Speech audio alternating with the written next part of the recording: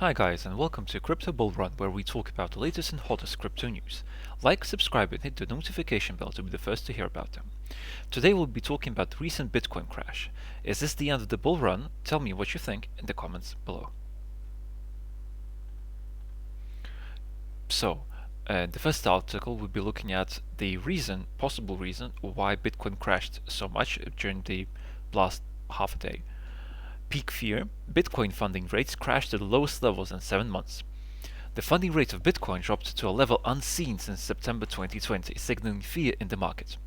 The funding rate of Bitcoin has dropped to levels not seen since September 2020, as the price of Bitcoin plummeted below 52,000 in April 18th. Quant trader and analyst Lex Moskowski says it shows fear that has returned to the market. According to the data from Glassnode, the average Bitcoin futures funding rate across all exchanges dropped to as low as around negative 0.03% on Sunday. What is funding rate and why does its dropping matter? Bitcoin futures exchanges use a mechanism called funding to achieve balance in the market. The way the mechanism works is simple. If there are more longs or buyers in the market, the funding rate rises, and vice versa. As such, when the funding rate turns negative, it means the majority of the market is short-selling Bitcoin, indicating fear in the market. Moskowski said, "Wow, it's been a long time since we've seen funding this negative. Fear." Earlier this week, hovering at around 64,000 in anticipation of the Coinbase public listing, at the lowest point of the day on April 18th, Bitcoin dropped to as low as 50,000. From the day's highest to lowest point, the price of Bitcoin dropped by almost 15% against the US dollar. The market sentiment can change so quickly because many traders use high leverage across major exchanges. During the Coinbase public listing week, the funding rate of Bitcoin was stable at 0.1% to 0.15 on top features exchanges like Binance and Bybit. This shows that many traders were aggressively longing or buying Bitcoin, making the futures market incredibly overheated. When this happens, the incentive to short sell Bitcoin massively increases, and it puts the market at risk of a big cascade of liquidations. Will Bitcoin recover soon? There has been speculation of the last 48 hours that the abrupt drop in the hash rate of the Bitcoin blockchain network led to the price drop. On April 16th, major Chinese mining facilities and pools saw outrages after China's Xinjiang region experienced blackouts. Consequently, the hash rate of Bitcoin dropped quickly thereafter, leading to concerns that it would hinder the market sentiment around Bitcoin. However, Adam Cochrane, as the partner of Sinneheim Ventures, said that the Bitcoin hash rate dip likely did not cause the price of Bitcoin to drop. He said, "The idea that a power outage last night in a mining region in China led to the dip in Bitcoin is utter nonsense, just like the spurious correlation graphs above. But even worse, when you run the math, there is no correlation. If someone is confident in the correlation, has enough data to make a graph, ask them for the receipts. If they have no idea how to run a regression test, they don't actually know if it's correlated or not." If the Bitcoin price drop was not caused by fundamental factors, but rather was purely technical as a result of overcrowded futures market, the case for a swift recovery strengthens. In the short term, it is favorable for Bitcoin to remain at around 56,000 support area as the futures market finds composure and the funding rates stabilize. So as we can see, the fall did happen and it was significant, but it is not all doom and gloom. Firstly, on a more positive note, Dogecoin cryptocurrency Reddit community surge as a crypto euphoria heats up. So, the subreddits for Dogecoin and cryptocurrency in general added a combined 232,697 subscribers last week, far outpacing the growth of all communities. So, with much of the market fixated on Bitcoin's sudden price correlation over the weekend, retail interest in digital assets appears to be on the rise, according to the latest statistics from Reddit. The Dogecoin community added 145,000 weekly subscribers, according to subreddit stats. The gains are hardly surprising given Doge's dramatic rally over the past weekend. The meme-based cryptocurrency skyrocketed 400% during that period, bringing its yearly returns to eye-watering 5,000%. Wow.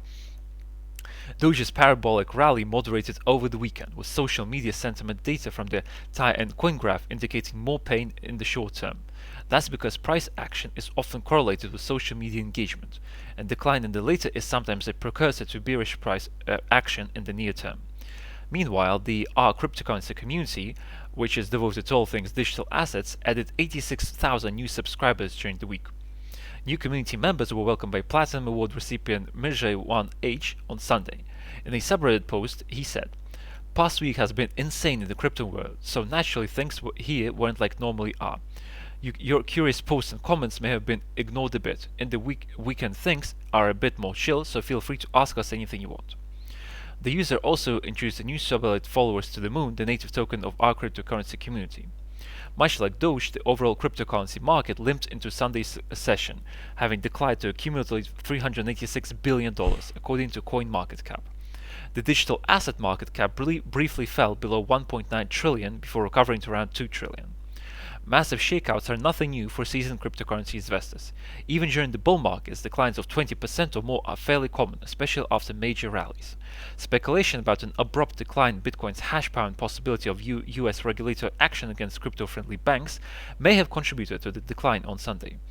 Even with the latest decline, the cryptocurrency market is still double the size it was in January when it first crossed the $1 trillion milestone. So even though the correction did happen, we can see that there is a positive trend to return back to the numbers that we had previously, and of course, even going higher in the very near future. One other positive news is how Coinbase was successful during this week. So in this article, Coinbase's first week at Nasdaq was a major success. What this means for the future of crypto.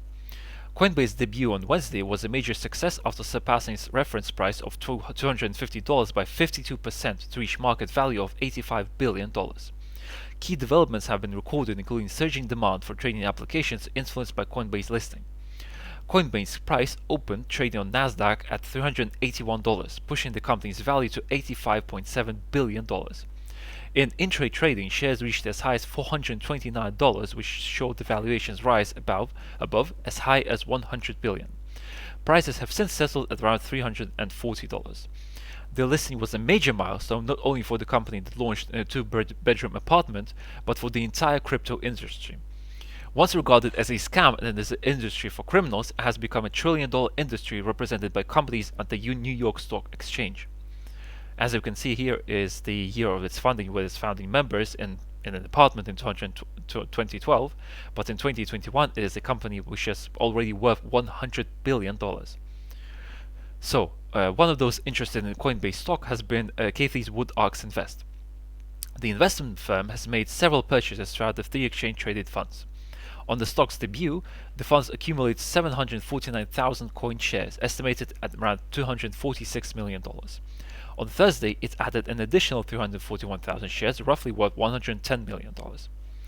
In the wake of the listing, top digital assets have soared to reach all-time highs. Bitcoin and Ethereum have led this, reaching to $64,000 and $2,500 respectively. Other notable performers are XRP, Dogecoin, and Litecoin. These coins have benefited from exposure to mainstream investors. So, as we can see, even though the correlation did happen and it was quite significant, we do know, and it is shown, we can see that there's definitely a positive trend to return back to the numbers that we previously had, as well as going even higher. So do tell me in the comments below what you think the numbers would return to, when they will return to, and if this is an expected turn of events for you, or was it not expected. So please tell me what you think in the comments below, and I'll see you in the next video. Have a good day, and bye bye.